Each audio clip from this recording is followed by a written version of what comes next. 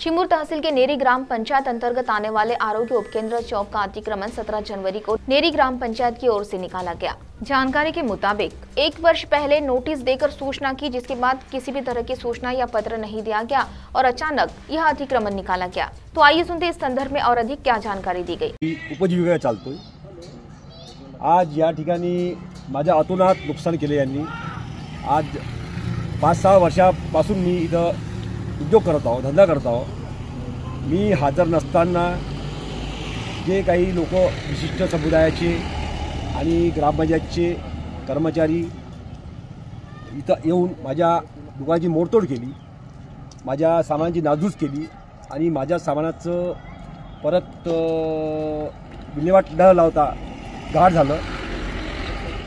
आणि आमच्याच लाईनमध्ये बरेचसे लोकांचे अतिक्रमण आहेत, ते न हटवता आम्हा दोघांचेच अतिक्रमण का हटवण्यात आले आणि यांनी हेतुपुरस्सर वैयक्तिकरित्या आमच्या दोघांचाच विरोध का केला हे मला जाणायचं आहे। आणि नेरीमध्ये असे बरेचसे अतिक्रमण आहेत, मोठमोठ्या लोकांचे अतिक्रमण आहेत पूर्वीपासून, ते का नाही हटवण्यात आले।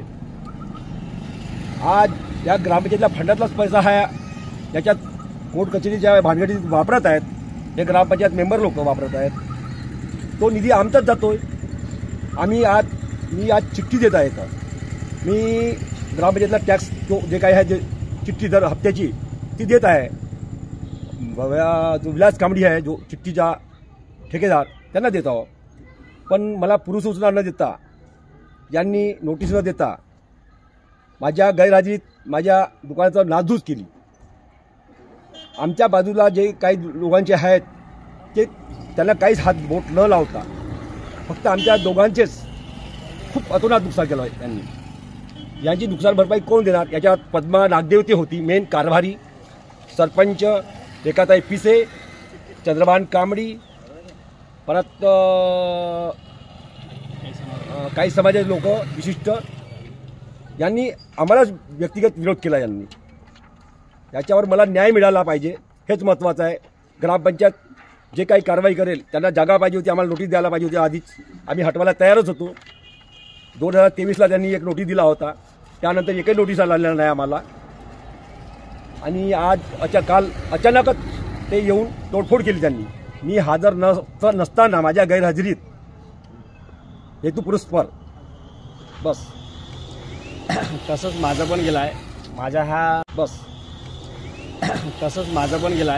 माझा हा लहान भाऊ विनोद उकुंडे यांचं एक भोजनालय आहे, मातोश्री भोजनालय म्हणून, आणि तो पण आपला त्याचा वाजाचा बँडचा व्यवसाय आहे। तो लग्न वाजवण्याकरता गेला होता, मी पण बाहेर गेलो होतो।